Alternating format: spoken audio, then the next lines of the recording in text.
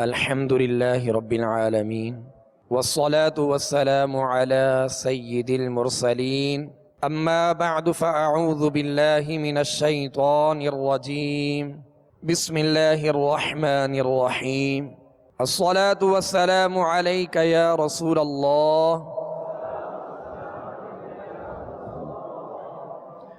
الصلاة والسلام عليك يا حبيب الله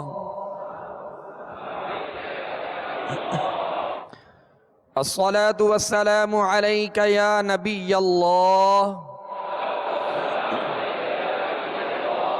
وعلى آلك وأصحابك يا نور الله۔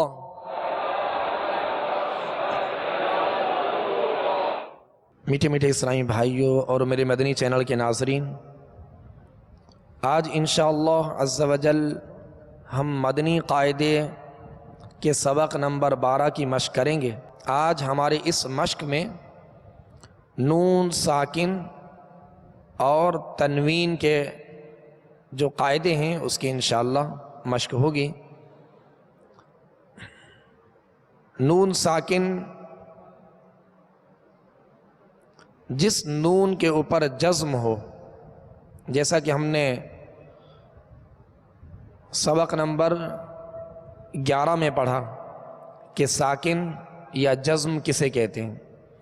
چھوٹی سی دال نما شکل حرف کے اوپر آتی ہے، اسے جزم کہتے ہیں، اسے سکون بھی کہتے ہیں، اور یہ علامت جس حرف پر ہو وہ حرف ساکن کہلاتا ہے۔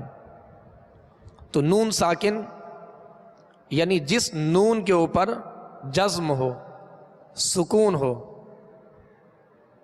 اور سکون کی دو قسمیں ہیں، اس کی دو شکلیں ہوتی ہیں۔ سکون کی دو شکلیں ہوتی ہیں، ایک جزم کی صورت میں ہوتا ہے، ایک تشدید کی صورت میں ہوتا ہے۔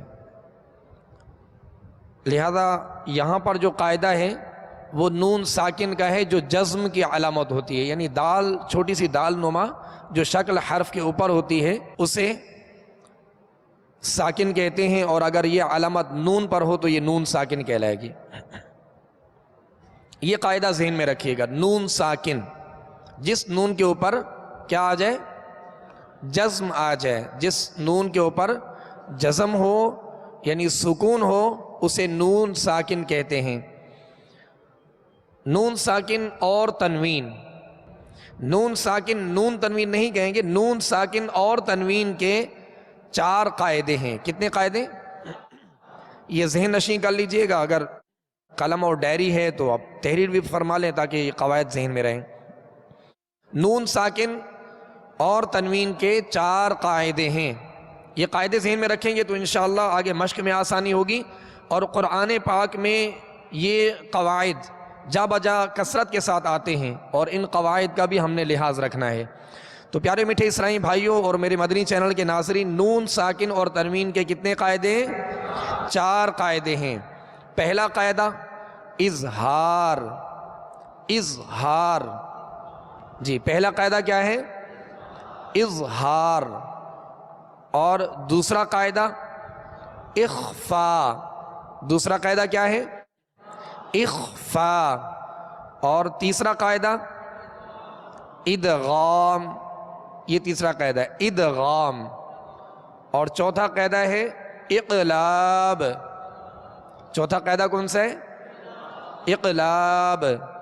تو یہ 4 قاعدے ہیں، اظہار، اخفاء، ادغام، اقلاب۔ اب اس کا معنی بھی ہم سمجھ لیتے ہیں تاکہ مشق کرنے میں آسانی ہو۔ نون ساکن اور تنوین کے 4 قاعدے ہیں، اظہار، اخفاء، ادغام، اقلاب۔ تو اظہار، اظہار کا معنی ہے ظاہر کرنا۔ اظہار کا معنی کیا ہے؟ ظاہر کرنا۔ اور اخفاء کا معنی، اخفاء اس کی ضد ہے، اخفاء کا معنی ہے چھپانا۔ اخفاء کا معنی کیا ہے؟ چھپانا۔ اور ادغام کا معنی کیا ہے؟ ادغام کا معنی ہے داخل کرنا۔ ادغام کا معنی کیا ہے؟ داخل کرنا۔ اور اقلاب کا معنی ہے بدلنا۔ اقلاب کا معنی کیا ہے؟ بدلنا۔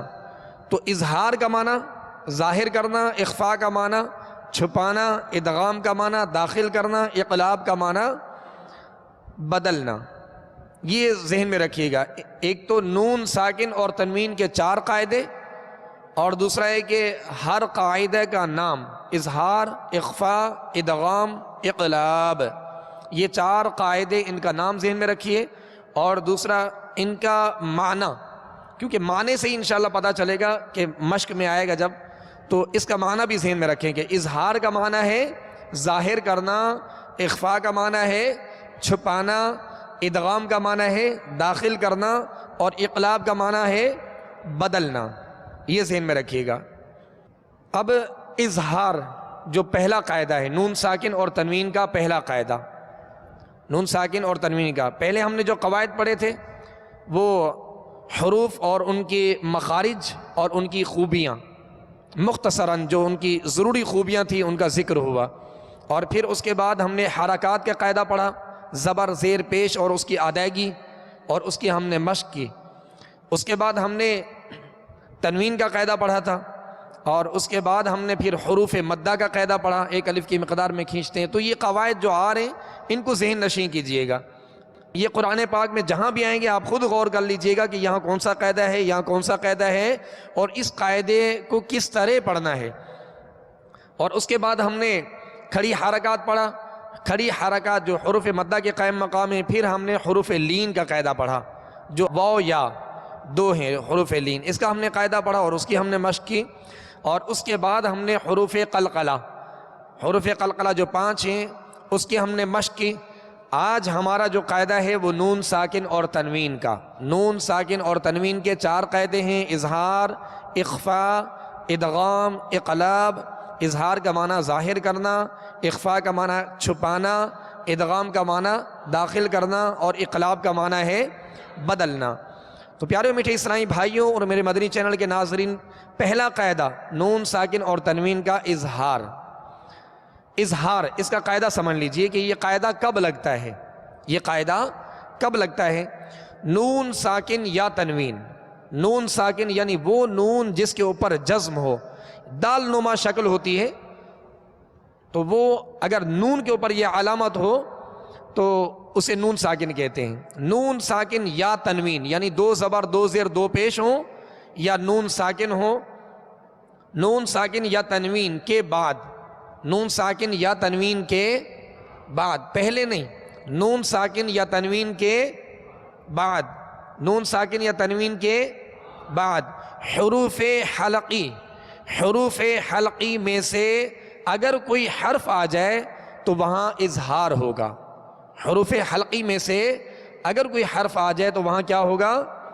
اظہار ہوگا۔ تو پیارے و میٹھے اسلامی بھائیوں، ایک قاعدہ ذہن میں رکھ لیں کہ نون ساکن اور تنوین کے بعد، نون ساکن اور تنوین کے بعد حروف حلقی میں سے اگر کوئی حرف آ جائے تو وہاں اظہار ہوگا۔ اور اظہار کا معنی کیا ہے؟ ظاہر کرنا۔ اظہار کا معنی کیا ہے؟ ظاہر کرنا۔ ایک تو قاعدہ یہ ذہن میں رکھنا ہے، یہ چاروں قواعد میں یہی آئے گا کہ نون ساکن اور تنوین کے بعد، نون ساکن اور تنوین کے بعد، یہ چاروں قواعد میں یہی آئے گا۔ نون ساکن اور تنوین کے بعد اگر حروف حلقی میں سے کوئی حرف آ جائے، حروف حلقی کسے کہتے ہیں؟ جو حلق سے ادا ہوتے ہیں، حروف حلقی حلق سے ادا ہوتے ہیں۔ اور اس سبق نمبر 12 میں بھی لکھا ہے، مخارج کی لسٹ میں بھی آپ دیکھیں گے تو سب سے اوپر جو ہے یہ 6 حروف جو دیے گئے ہیں، حمزہ، ہا، عین، حا، غین، خا، تو یہ 6 حروف حروف حلقی کہلاتے ہیں۔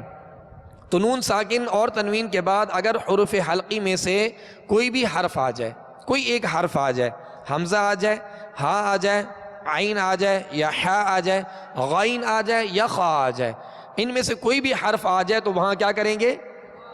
اظہار کریں گے۔ کیا کریں گے؟ اظہار کریں گے، یعنی غنہ نہیں کریں گے۔ کیا نہیں کریں گے؟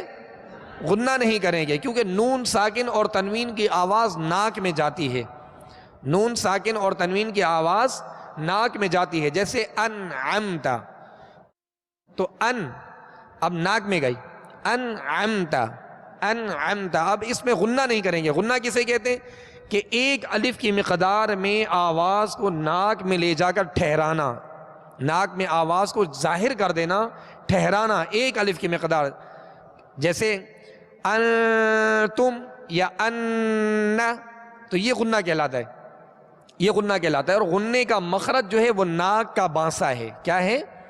ناک کا بانسا، یہ غنے کا مخرج ہے، یعنی غنہ یہیں سے ادا ہوتا ہے، غنہ ناک سے ادا ہوتا ہے، اور ناک میں ایک الف کی مقدار اگر ہم نے آواز کو ٹھہرا دیا تو یہ غنہ کہلائے گا۔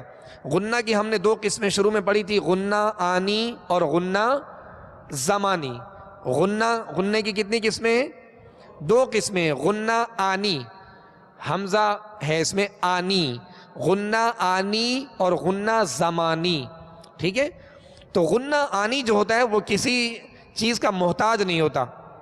غنہ آنی نون اور میم کی صفت لازمہ ہے، یہ وہ خوبی ہے جو لازم ہے، صفت خوبی کو کہتے ہیں، لہذا نون اور میم کی غنہ آنی جو ہے یہ صفت لازمہ ہے، اور اس کی کوئی مقدار بھی نہیں کہ جیسے نون اور میم کو ادا کریں گے تو یہ غنہ خود بخود ادا ہو جائے گا۔ حالانکہ نون کا مخرج ناک نہیں ہے، نون کا مخرج ناک نہیں ہے، میم کا مخرج ناک نہیں ہے، مگر تھوڑی سی آواز جو ناک کی طرف سے لوٹ کر آ رہی ہے یہ غنہ ہے، اور اسے کہتے ہیں غنہ آنی، یعنی اس کی مقدار نہیں ہے۔ حرف نون یا حرف میم کے ادا ہوتے ہی یہ ادا ہو جاتا ہے، غنہ آنی، غنہ آنی۔ جیسے وما کہا، ما ناک سے آواز لوٹی، ٹھیک ہے؟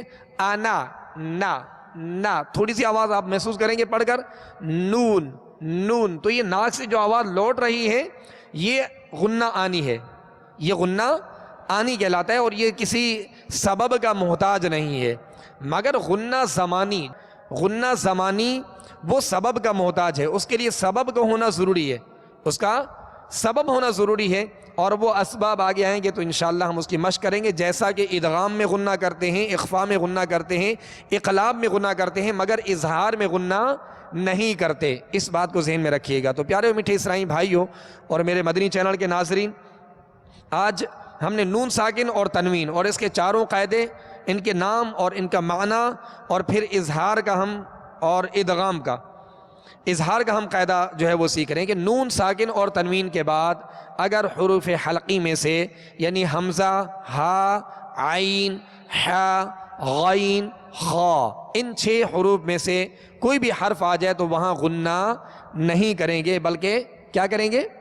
اظہار کریں گے۔ کیا کریں گے؟ اظہار کریں گے۔ یہاں اظہار کا قاعدہ ہوگا، جیسے سورہ فاتحہ میں ہم پڑھتے انعمتا، اس کو ہم یوں نہیں پڑھیں گے انعمتا، تو یہ جو آواز ٹھہرائی یہ غنہ کہلایا۔ اب نون ساکن ہے، نون ساکن کے بعد عین آ گیا، عین حروف حلقی میں سے، عین حروف حلقی میں سے، اب یہاں غنہ نہیں کریں گے، انعم، اب اس میں قلقلہ بھی نہیں کریں گے، انعم نہیں کریں گے، بلکہ سکون جمعوں کے ساتھ ادا ہوگا اور غنہ نہیں کریں گے، انعمتا، ٹھیک ہے؟ اس قاعدے کو ذہن میں رکھیے کیونکہ عین آ گیا۔ اسی طرح اگر علی من حکیمہ، تو یہ علی من، میم پر 2 زبر ہے، اس کے بعد حکیمہ، ہا کون سا حرف ہے؟ حروف حلقی میں سے، حروف حلقی میں سے، تو یہاں بھی غنہ نہیں کریں گے، علی من حکیمہ یوں نہیں پڑھیں گے، بلکہ علی من حکیمہ یوں پڑھیں گے۔ تو اب اس قاعدے کو ذہن میں رکھیے گا۔ اس کے بعد دوسرا قاعدہ ہے اخفاء کا۔ دوسرا قاعدہ کون سا ہے؟ اخفاء کا۔ نون ساکن اور تنوین کا دوسرا قاعدہ اخفاء ہے۔ اخفاء کا معنی کیا ہے؟ اخفاء کا معنی کیا ہے؟ چھپانا۔ اخفاء کا معنی کیا ہے؟ چھپانا۔ تو جب اخفاء کریں گے، یعنی نون ساکن اور تنوین کے بعد حروف اخفائی میں سے کوئی حرف آ جائے، حروف اخفائی 15 ہیں۔ کتنے ہیں؟ 15 حروف اخفائی کتنے ہیں؟ 15۔ تو 15 حروف میں سے کوئی حرف اگر آ جائے تو وہاں کیا کریں گے؟ اخفاء کریں گے، یعنی ناک میں آواز کو لے جا کر ظاہر نہیں بلکہ چھپائیں گے۔ کیا کریں گے؟ چھپائیں گے۔ جیسے اس سبق نمبر 12 میں آپ تیسری لائن میں دیکھیں گے، من جوع، تو جو ہم نے پڑھا من، اب اس کو من ایک دم واضح نہیں بلکہ چھپائیں گے، ظاہر نہیں کریں گے اس گنے کو ناک میں جا کر، بلکہ چھپائیں گے. من جو نہیں بلکہ من جو، من جو. آواز محسوس ہو رہی نا آپ کو؟ ایک ظاہر کرنا من اور ایک من، من من. تو یہ من جو میں کہہ رہا ہوں یہ ہے چھپانا، اور یہ اخفاء کا طریقہ ہے، یہ اخفاء کے غننے کا طریقہ ہے. لہذا حروف اخفائی بھی آپ یاد کر لیجئے گا. تا، ثا، جیم، دال، ذال، زا، سین، شین، صاد، ضاد، طا، ظا، فا، قاف، کاف. تو نون ساکن اور تنوین کے بعد اگر حروف اخفائی میں سے ان 15 حروف میں سے اگر کوئی حرف آ جائے تو وہاں کیا کریں گے؟ اخفاء کریں گے. کیا کریں گے؟ اخفاء کریں گے. اور اخفاء کا معنی کیا ہے؟ چھپانا. تو ناک میں آواز کو کیا کرنا ہے؟ ظاہر نہیں بلکہ چھپانا ہے. اس قاعدے کو ذہن میں رکھیے گا. آج ہم نے ان 2 قاعدوں کو سیکھا، اب ہم اس کی انشاءاللہ مشق کریں گے. لہذا تمام اسرائی بھائی ان دونوں قواعد کو پیش نظر رکھتے ہوئے، ان کو ذہن میں رکھتے ہوئے خوب توجہ کے ساتھ اس کی مشق کیجئے تاکہ اس میں پختگی ہو اور یہ قاعدے آسانی سے ہمیں یاد رہیں. اعوذ باللہ من الشیطان الرجیم.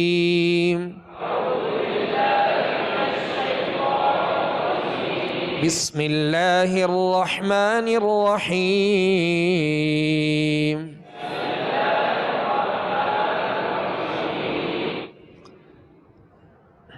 میم، نون، زیر من،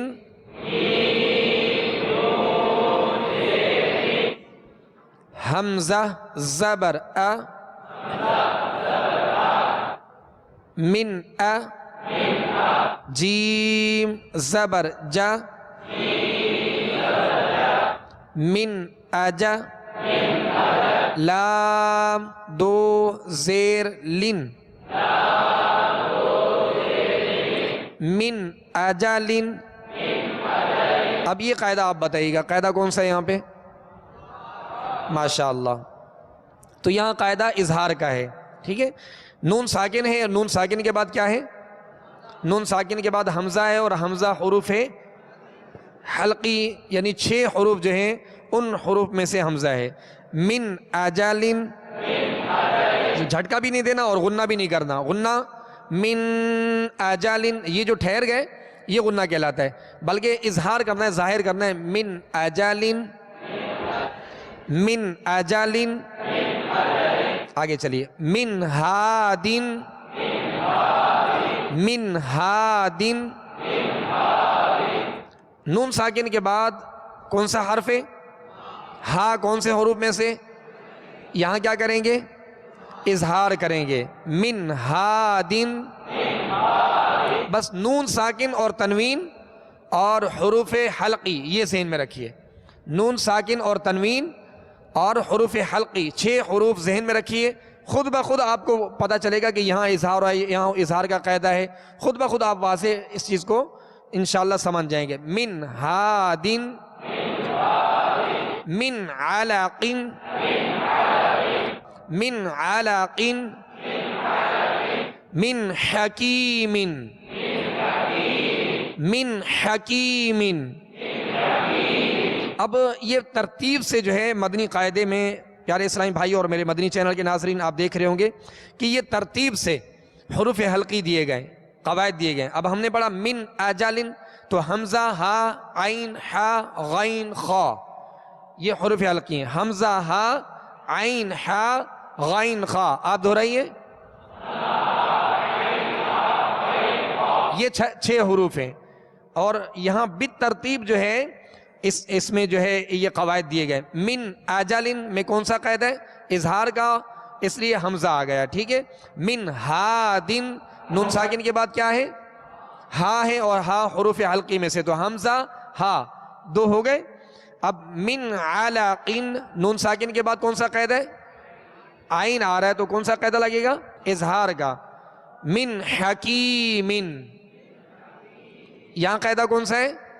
اظہار کا، اس لیے کہ یہاں حرف ہا آ رہا ہے، ٹھیک ہے، اور حمزہ ہا عین ہا، ٹھیک ہے، اب غین آئے گا اور پھر خا آئے گا. من غفور، من غفور، یہاں بھی کیا کریں گے؟ اظہار کریں گے. من غفور، من خوف، من خوف. تو اب یہ کہ یہ قواعد ذہن میں رکھنے. اب یہ ہم نے حروف حلقی اظہار کا قاعدہ ہم نے سیکھا، اس کو پھر دہرائیے. سبق نمبر 12 کی سطر نمبر 1. من اجل، من ہاد، من علق، من حکیم، من غفور، من خوف. یہ اظہار کا قاعدہ تھا، ٹھیک ہے. اب انشاءاللہ آگے جو ہے اخفاء کا قاعدہ ہے. اخفاء کا ہم نے قاعدہ کیا پڑھا تھا کہ نون ساکن اور تنوین کے بعد، نون ساکن یا تنوین کے بعد حروف اخفاء جو 15 حروف ہیں، ان حروف میں سے کوئی بھی حرف آ جائے تو وہاں کیا کریں گے؟ اخفاء کریں گے اور غنہ کریں گے. اور غنہ ناک میں آواز چھپا کر کریں گے، ٹھیک ہے. غنے کی آواز کو چھپا کر کریں گے، ایک دم ظاہر کر کے نہیں. ایک غنہ ہوتا ہے من، ایک ہوتا ہے من، تو آواز کو ناک میں لے جا کر چھپائیں گے، ٹھیک ہے. اب اس کو پڑھتے ہیں ہم. فمن تبع، اچھا غنہ زمانی جو ہم نے پڑھا تھا، غنہ جو سبب کسی سبب کے تحت آتا ہے اسے غنہ زمانی کہتے ہیں. اور اس غنے کی مقدار کیا ہے؟ 1 الف کی مقدار. 1 الف یعنی 2 حرکت کی مقدار میں غنہ کریں گے. فمن تبع، فمن تبع من ثمرة، من ثمرة، من ثمرة. سطر نمبر 3. من جوع، من جوع، من دونكم، من جوع، من دونكم، من ذهب، من ذهب،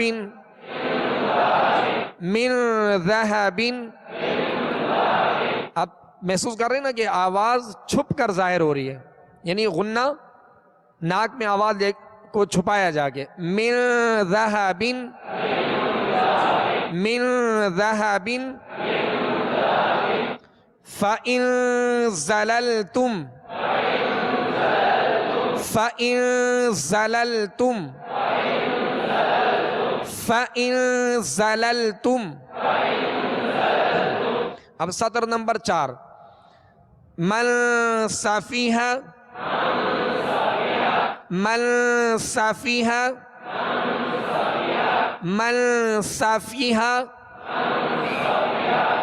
حرکات کی ادائیگی کا معیار وہی رکھیے گا جو ہم نے سیکھا. زبر کو جب ادا کریں گے تو آواز اور منہ کھولیں گے، زیر کو جب ادا کریں گے تو آواز نیچے گرا دیں گے، اور پیش کی ادائیگی میں ہونٹوں کو گول کریں گے. من سفیہ، من شکر، من شکر. یہاں کیا کریں گے؟ اخفاء کریں گے. اخفاء کیوں کریں گے؟ اس لیے کہ نون ساکن کے بعد شین ہے اور شین حروف اخفاء میں سے ہے. من شکر، شکر. شین پر زبر، کاف پر زبر، را پر زبر. تینوں زبروں کا یعنی تینوں حروف کی جو حرکت ہے اس کی مقدار یعنی اس کو بغیر کھینچے جو پڑھ رہے ہیں اس کو برابر رکھنا ہے. ایسا نہ ہو کہ کوئی حرف کسی کی حرکت دراز ہو جائے. من شکر، من شکر. من صلصال، من صلصال، من صلصال. ان ضللت ان ضللت تو پیش ادا کریں گے تو جی ان ضللت ضاد کو پر پڑھیں گے اس لیے کہ یہ حروف مستعلیہ میں سے ان ضللت سطر نمبر 5 من طین من طین من ظلم من ظلم من فروج من فروج فا کو اس کے مخرج سے ادا کیجئے من فروج من قبل قاف کو پر پڑھیں گے حروف مستعلیہ میں سے ہے اور من پہ غنہ کریں گے اخفا کا غنہ ہے من قبل من قبل صلو علی الحبیب صلی اللہ تعالی علی محمد صلی اللہ علیہ وسلم اعوذ باللہ من الشیطان الرجیم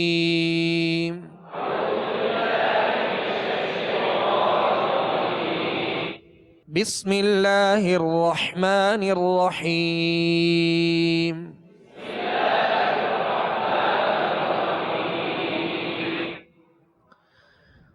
والضحى والضحى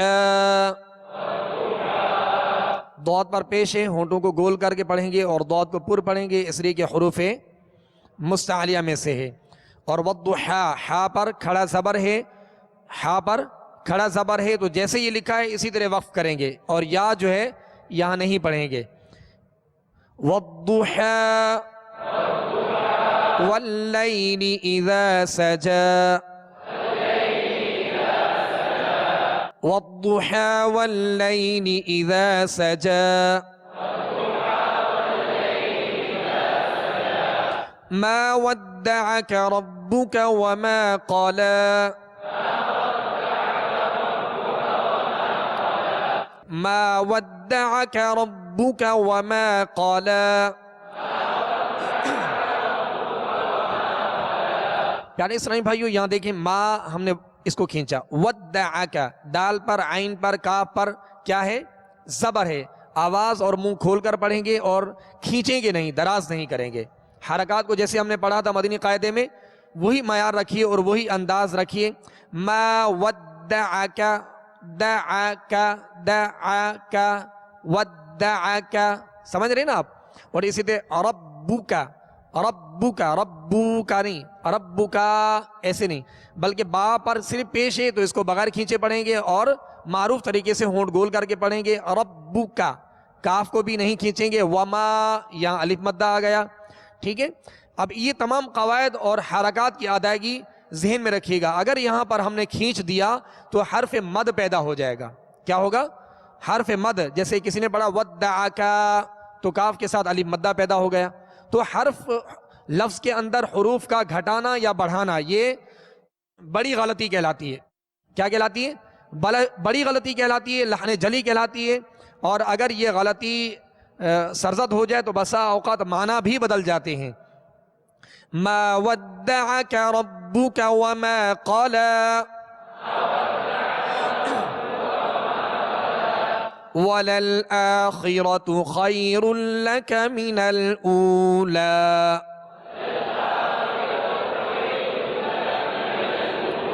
وَلَلْآخِرَةُ خَيْرٌ لَكَ مِنَ الْأُولَى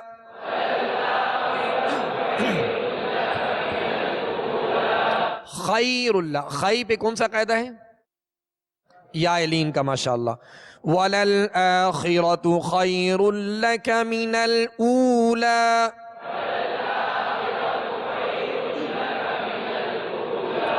وَلَسَوْفَ يُعْطِيكَ رَبُّكَ فَتَرْضَى يُعْطِيكَ عین پڑھیں گے یا مدہ ہے وَلَسَوْفَ يُعْطِيكَ رَبُّكَ فَتَرْضَى.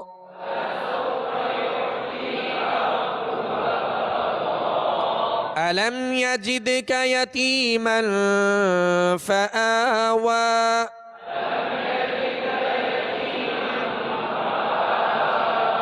علم یجد یہاں قاعدہ کون سا ہے آپ بتائیے؟ قلقلہ کریں گے ماشاءاللہ، اس لیے کہ یہ دال حروف قلقلہ میں سے اور ساکن ہے یہاں پہ. الم یجدک یتیما فآوى.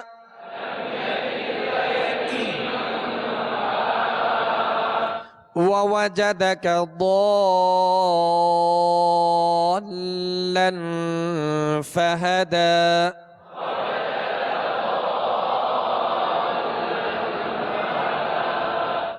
وَوَجَدَكَ اب ان پر سب پر زبر ہے تو ان کو کھینچنا نہیں. وَوَجَدَكَ وَوَجَدَكَ ٹھیک ہے.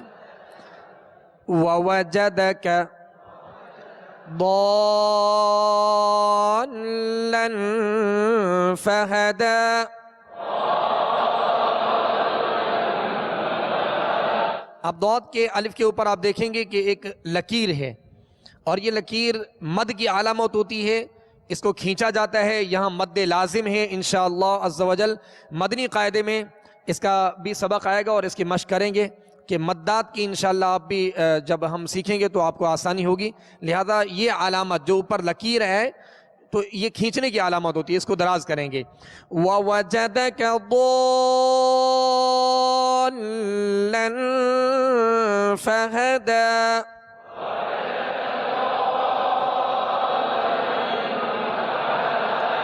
وَوَجَدَكَ عَائِلًا فَأَغْنَى.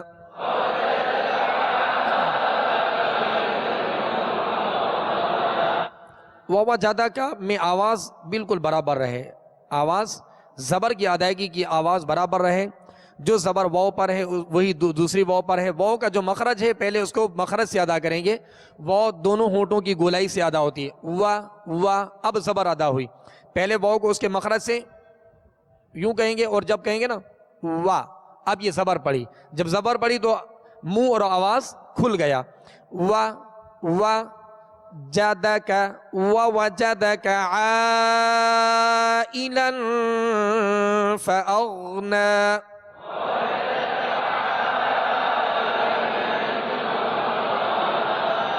تو عین کو ہم جو کھینچا، عین کے ساتھ الف مدہ ہے اور اس کے اوپر آپ دیکھیں گے کہ یہ لکیر ہے. یہ جو اوپر ہے اس کی علامت ہے کہ اس کو ہم نے دراز کرنا ہے. آگے قاعدہ ہے عائلن، لام پر کیا ہے؟ دو زبر کی تنوین. ٹھیک ہے. اس کے بعد کون سا حرف ہے؟ فا. فا کون سے حروف میں سے؟ ماشاءاللہ حروف اخفا میں سے. یہاں کیا کریں گے؟ غنہ کریں گے. وَوَجَدَكَ عَائِلًا فَأَغْنَى.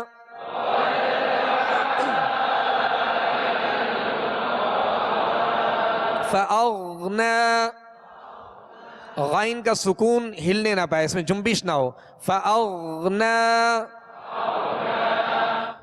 فَأَمَّا الْيَتِيمَ فَلَا تَقْهَرْ.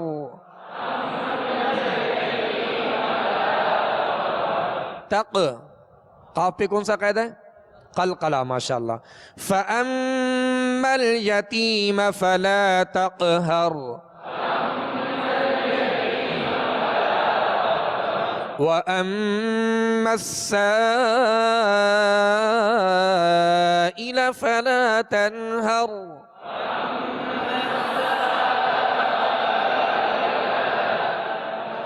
فَلَا تَنْهَرْ. یہاں تن نون ساکن ہے، اس کے بعد کون سا حرف ہے؟ ہا. کیا کریں گے یہاں پر؟ اظہار کریں گے، ظاہر کر کے پڑھیں گے. یہاں تنہر نہیں پڑھیں گے، غنہ نہیں کریں گے. فَلَا تَنْهَرْ. وَأَمَّا السَّائِلَ فَلَا تَنْهَرْ.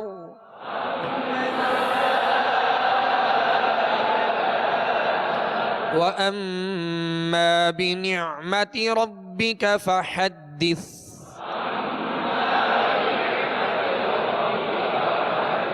وأما بنعمة ربك فحدث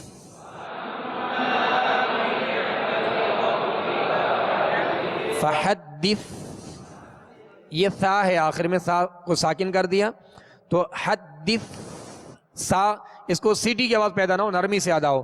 وَأَمَّا بِنِعْمَةِ رَبِّكَ فَحَدِّثْ.